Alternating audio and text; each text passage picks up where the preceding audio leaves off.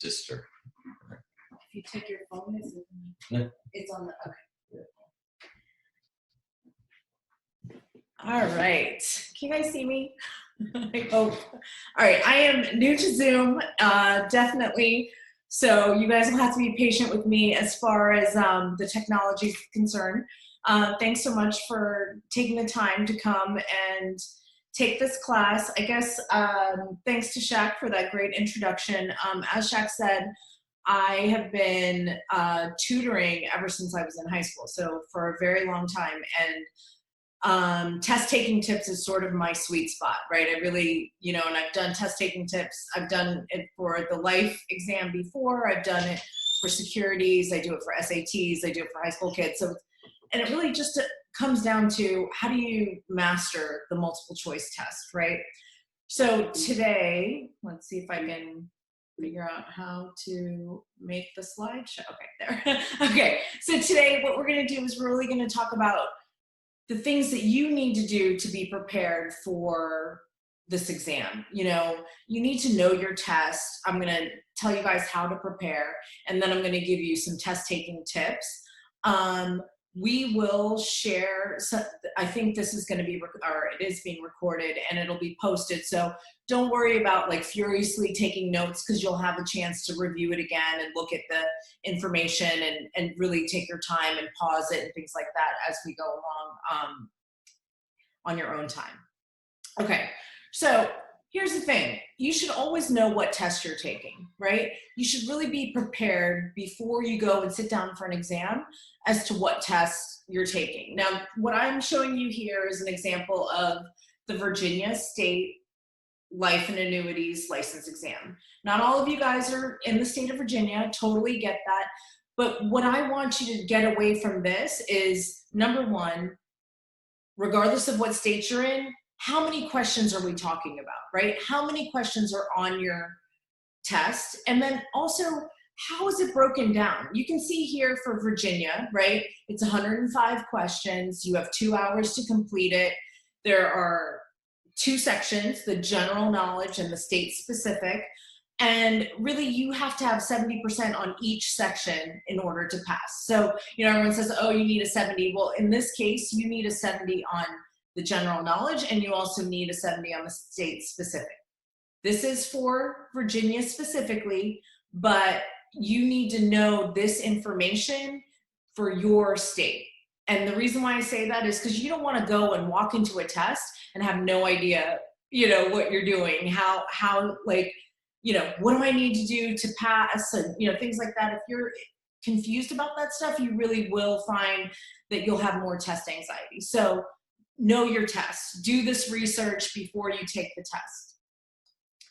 And then about the exam. So a multiple choice exam, the beauty of a multiple choice exam is that the answer to your question is there, right? You don't have to make it up or pull it out of thin air. The answer is right in front of you. So this exam is multiple choice. There are no weighted questions. All the questions are worth the same. So if you answer question 1 right, or question 50 right, it doesn't matter. It's still worth the same amount of points. And really what that tells you is you need to try to get through the entire exam, right? Don't waste time on one question, because it's not worth anything more than any other question, right? And maybe the questions at the end are the ones that you know. So there are no weighted questions. And really what you're going to find is that your test is going to focus on terminology, right? So all these definitions. So we'll talk about, things that you can do to help you understand definitions, the terminology, and the number and day questions. And I call that the number and day questions, but you know what they are. It's like, how many days do you need to wait before you can apply for taking the test again? Or, how many months before this happens or that happens? So those number and day questions are a big part of this exam. And then the last part is situational questions. And that really is those long sort of word problem questions, right? That take the practical application of what you know and put it into, well, you have insured A is, took out a policy of X amount and things like that, right? So you really need to understand what your test is focusing on. And so now let's talk a little bit about how to prepare for this, right? everybody always asks, oh, do I have to study all the material? There are no shortcuts, right? This is a lot of material. It's a lot of information, yes, but you have to study. There's no way around that, right? So plan your studying. Number one, what I'm going to suggest to you all, I believe testing is now open, or at least that you can start scheduling testing. I know we're in a very weird time right now, but I believe that, scheduling for testing is now available. So go schedule your test, because if you don't have a deadline, you're not going to put in the time to study. You're always going to find something else to do. You're always going to find another distraction, right? Schedule your test and then plan your studying. Say you schedule your test for 1 week out, right? I'm just giving you an example. So, today is May 6th, so I'm going to take my test on May 13th. I have 7 days. What am I doing for these 7 days? Shaq told you I'm a tutor, but my day job is a project manager, and I love a list. I love planning, because I really think that that's what sets you up for success. So planning out, what am I going to do? How many chapters am I going to get through each day? That's what you need to do, and you need to set that goal, and you need to meet it. Do practice questions for sure. There are exam simulators. There are all kinds of material that you guys have access to, and if you don't, reach out to Shaq or whoever your upline is, and make sure that you have access to that information. And then this is by far, I feel like, the most effective way. You make flashcards. And I know you can print off flashcards. There are tons of websites out there that'll let you print them off. But I'm telling you now, if you are having trouble remembering information, write it down. And the reason why is because when you take that pen to paper and you actually go through the motion of writing, it's like something in your brain clicks and it helps you remember. Whether maybe you have to write it 5 times, or maybe you only have to write it once, but writing it down is going to help you remember. So not just printing off the flashcards that you find on the internet, right? I mean, that's a great way to study. I'm not saying that, but if you're having trouble remembering things, and especially for those like dates, like how many days and those kinds of facts, I would just write them down over and over and over again. Maybe even make a column, like, here are all the things that you have to do within 30 days. Here are all the things that are within 180 days or 6 months, right? And so then you can memorize everything like that. And saying things out loud really does help people. I know people are going to think you're crazy because you're just talking to yourself out loud, but it really does. When you say things out loud, it helps you remember. So what I'm going to, here I gave you, learn 5 facts a day. Okay. Now, sometimes you might learn more, sometimes you might learn less. If you're, you haven't done a lot of studying and all of a sudden you are, looking at only 2 days left, you're going to have to learn a lot more than 5 facts, right? But the reason why I say that is that at night before you go to bed, figure out which 5 note cards am I going to focus on tomorrow. And then you start right in the morning. You're brushing your teeth, you are looking at your note cards, right? You're in the shower, you're saying your facts out loud, things like that. I know we're all, not all of us are commuting these days, but sometimes when you spend time in the car, or maybe you're drinking your coffee and you're just sitting there, those are the great times to just focus on what you're doing. Otherwise, what are you doing? You're looking at your phone, right? Or you're doing something else. Be productive with your time. I always like to give the example of going to the gym, right?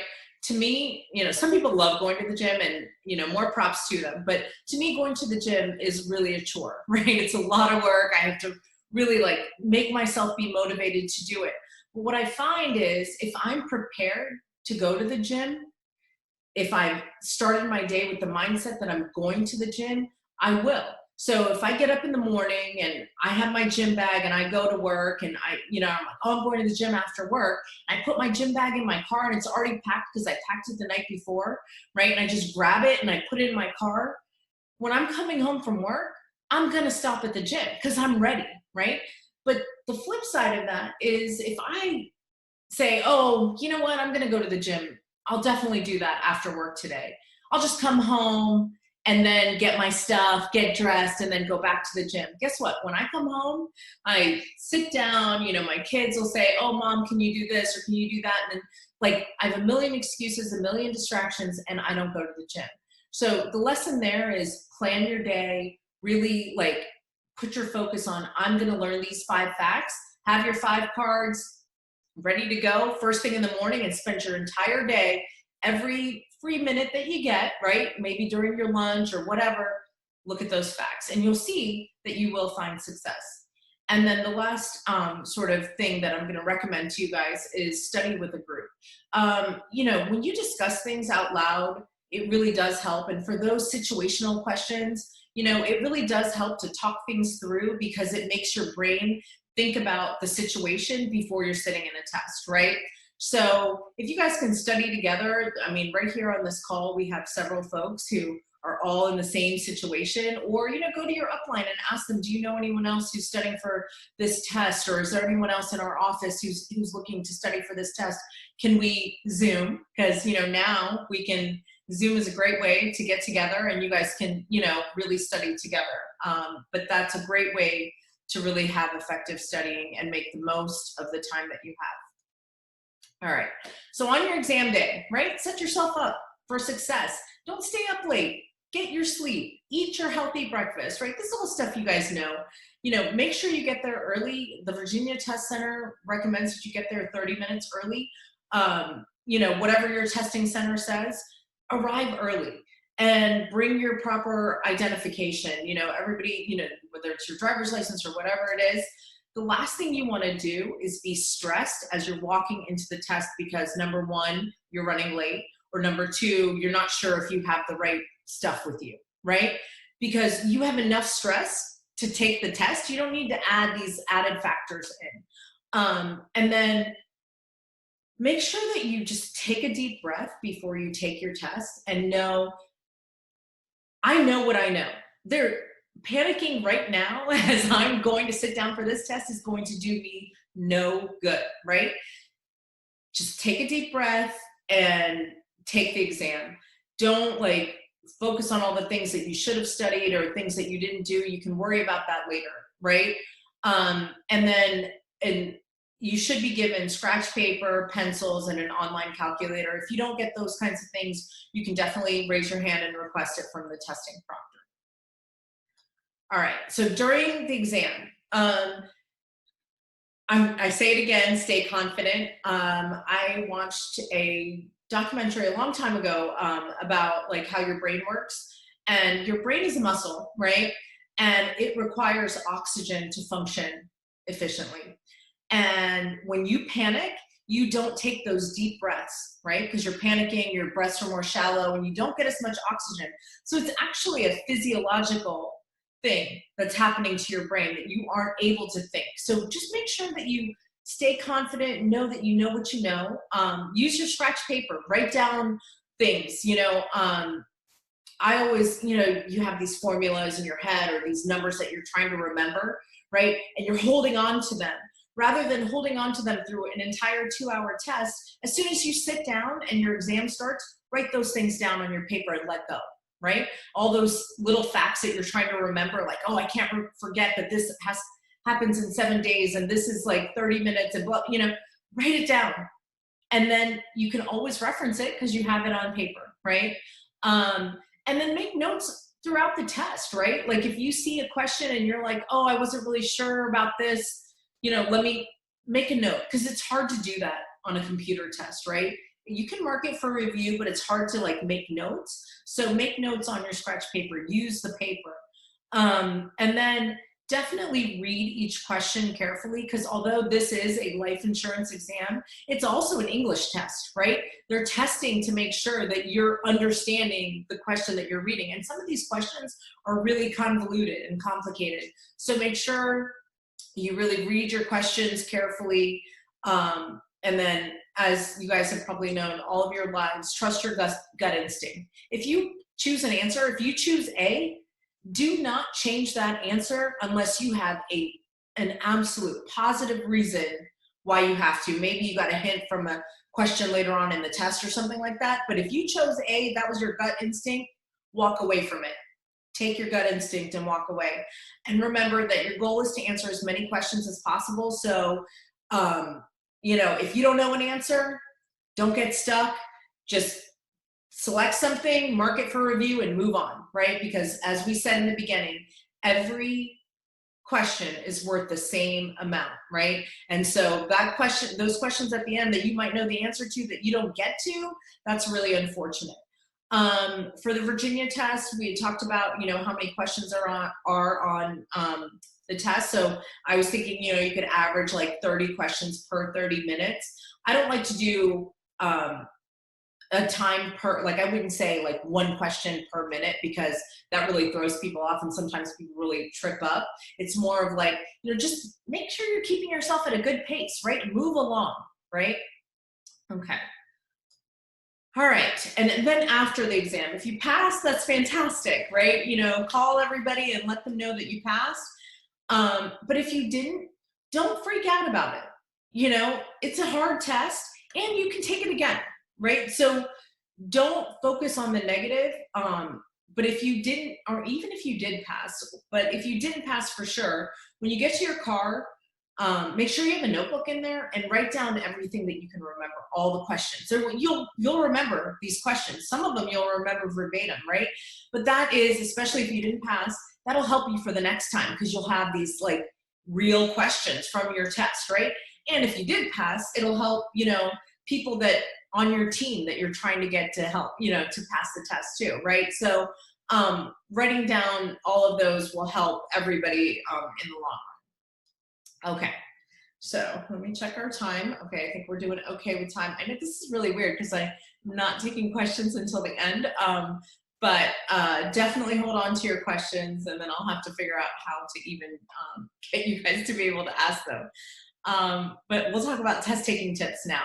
And if this is confusing, definitely rewatch it. And you can always reach out to me for questions, later on. Shaq has my contact information. If there's something you're like, I totally did not understand this, can you explain it to me? I can definitely do that. Okay, so tips for multiple choice tests. Always read the whole question. The biggest mistake that people make is like starting to read the question, thinking they know what it's asking, and then jumping to what the answer is. Read the whole question. Use the process of elimination, which I'm going to help you guys with that. So the rest of these items I'm going to kind of help you through. We're going to turn complicated questions into yes or no questions. We're going to make sure that we pay attention to our keywords: must, only, always, except, never, etc. And then remember the rules for negatives, because they throw all of these things in there, right? Like not, never, all of these negative words. So remember, if you have a positive and a negative, that's a negative answer. And if you have two negatives, you're looking for a positive answer. I know, you're like, this isn't math class, but it kind of is. So, let's talk about how to do process of elimination. Or no, we're going to go through, read the whole question first. Okay, so one of the biggest mistakes, as I said, is that people don't fully read the question. So for every question, whether it's easy or hard, whether you think you know the answer or not, you have to read the entire question.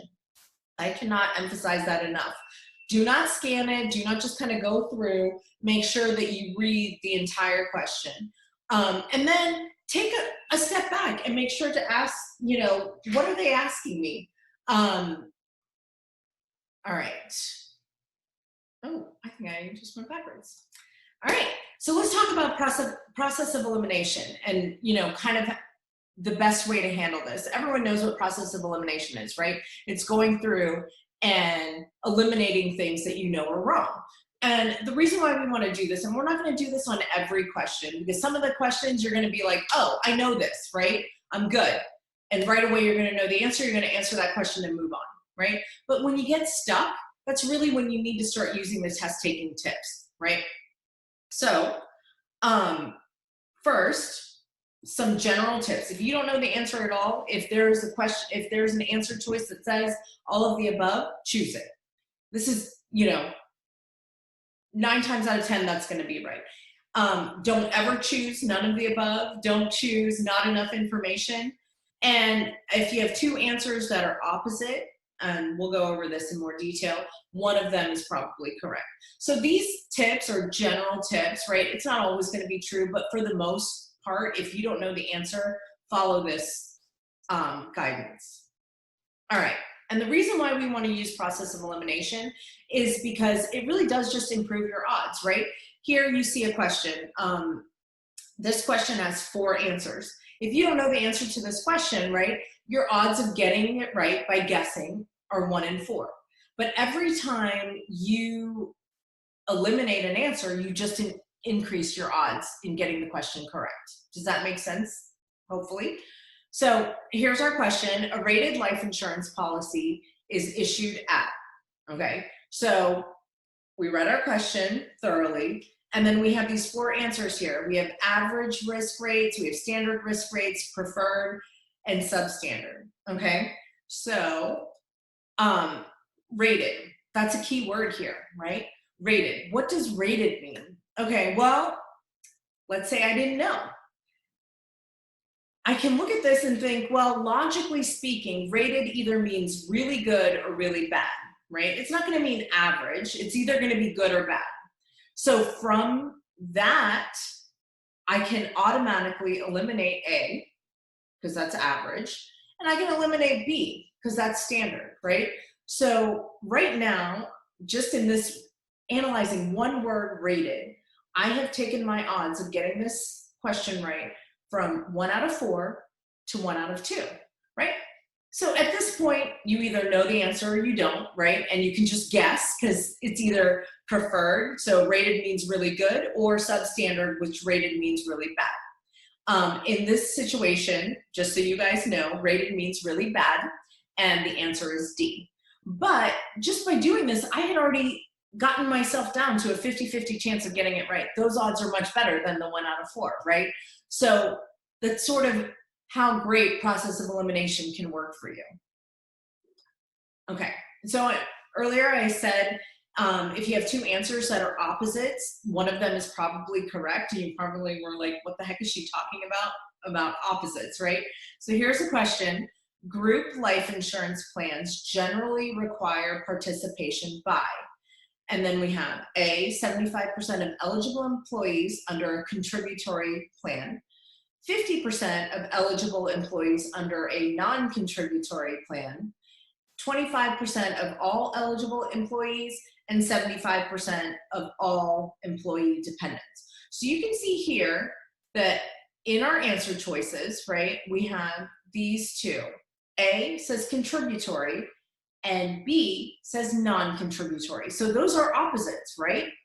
So right away, if I can, because if I don't know the answer, I have no idea what they're asking me. I don't know the answer to this. I couldn't remember. I didn't study about group life, right? I can say, oh, well, my answer is either A or B. So let me get rid of C and D. Again, I've increased my odds to 50%, right? And I can make a guess as to which one is correct. In this case, if you don't know, the answer is A.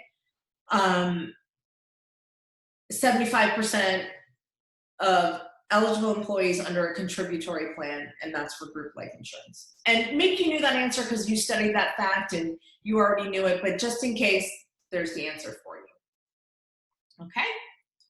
All right. This is my absolute favorite thing to teach folks, is how to turn a complicated question into a yes or no question. And the reason why I love doing this is because I feel like it is life-changing. And I know that sounds really silly, but you'd only get an answer so nerdy from a tutor, right? But if you can turn a question into an is this question, it'll make it yes or no, and you can go through and quickly figure out what your answer is. Oh, I don't know what just happened, but that wasn't supposed to happen. Okay, sorry, this is going the wrong way, and I don't know how to make it go backwards. Okay.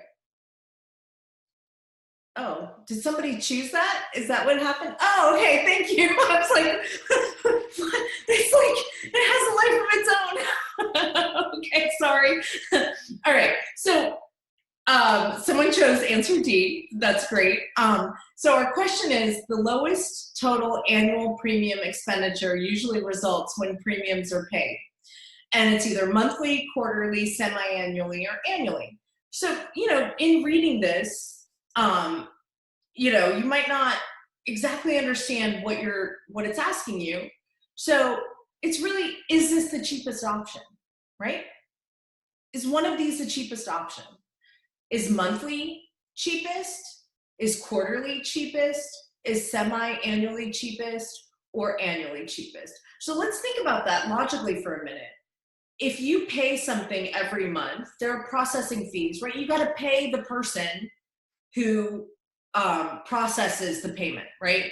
The lady who sits at her desk and she processes the check that you send in every month. You have to pay her. If you pay her 12 times a year versus 4 times a year versus twice a year versus once a year, right? So whoever selected the answer annually is correct. The answer is D, it's annually, but that's the cheapest option. But see, by turning this into an is this, you can just do a yes or no. Is this the cheapest option? Monthly? No. Quarterly? No. Semi-annually? No. Annually? Yes. Okay? Now this is going to add a lot more value on the next section. I have no idea how to get rid of that thing right there, but I guess it'll hang out with us for the rest of the time.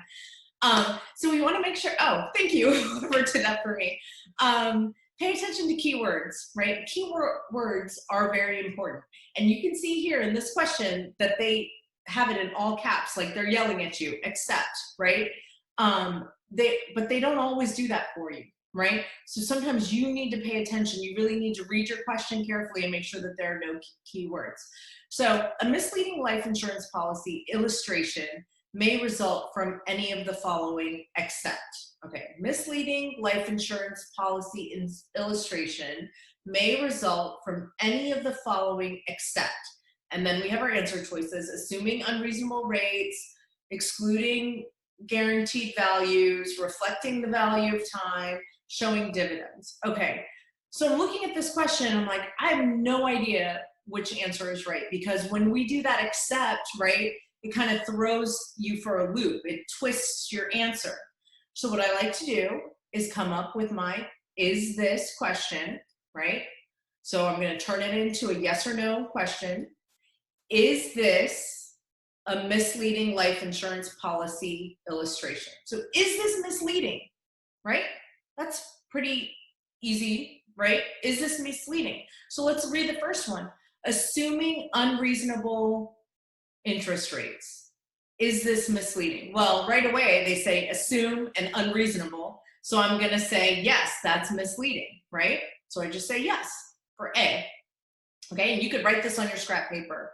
Number 27, A, yes. Excluding a guaranteed values column. Well, I would think if you exclude information, that would be misleading, right? So for B, I'm going to say yes, right? Reflecting the time value of money.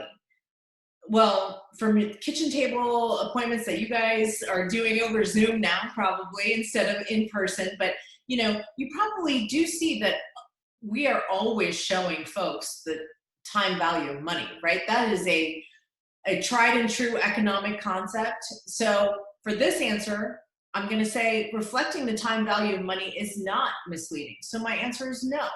And then here, for letter D, showing dividends that fail to reflect past performance. So obviously, if you're failing to reflect what you've done in the past, that's probably misleading too, right? So yes. Now look at this. Right here, you have yes, yes, no, yes. What's going to be your answer? C, right? I mean, look at how easy that just made that, right? So easy. We turned it into a yes, no question. We just answered the question. We didn't have to think about, like, what am I doing with this except, right? We just ignored the except.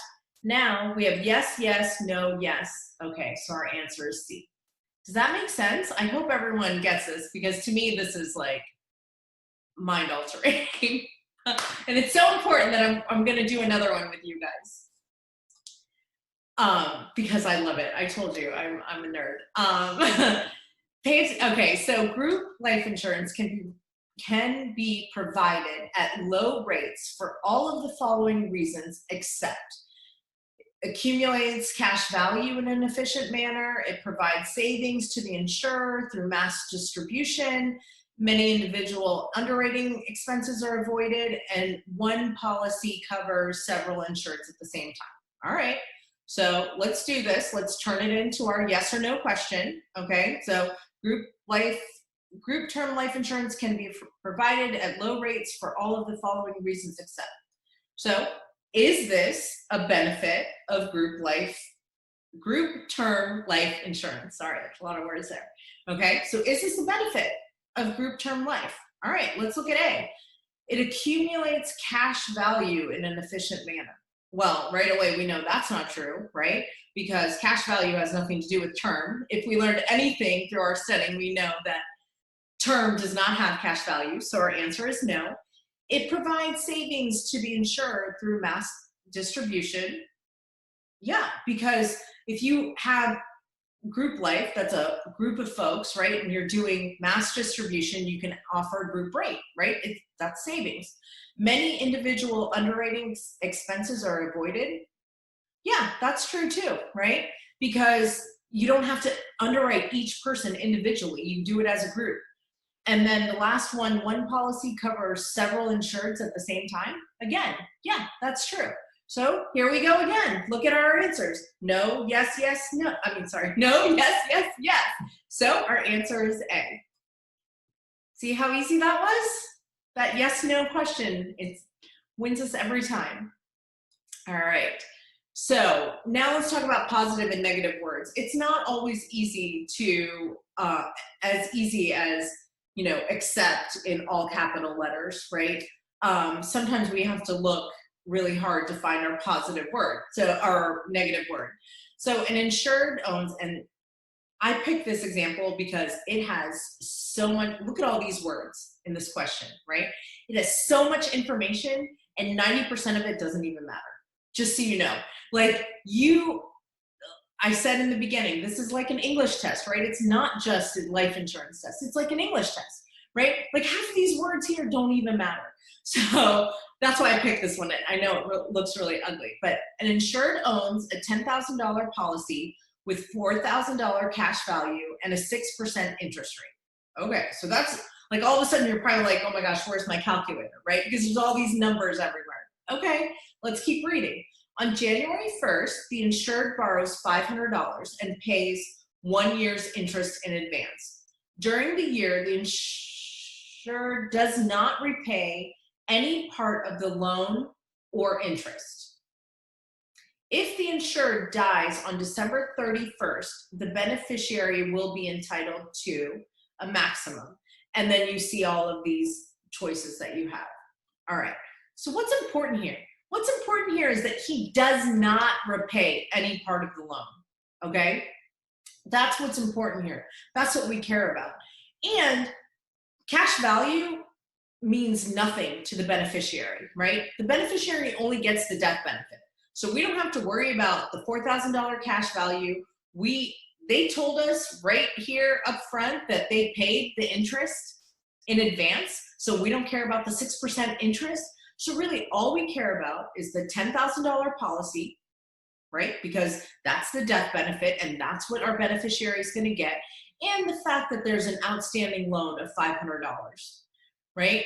So we had all these words, right? The only two things that matter to us is the $10,000 policy and the $500 that they did not pay back. So our answer is D. Okay, so just trying to sift through all of the information. I know there's a lot of information that they give you in these situational type questions. I know it's hard, but you really just need to focus on, oh, the beneficiary. What does the beneficiary get? The beneficiary gets the death benefit. They don't care about cash value. They don't care about any of that other stuff. Let's focus on our $10,000, right? Okay. All right.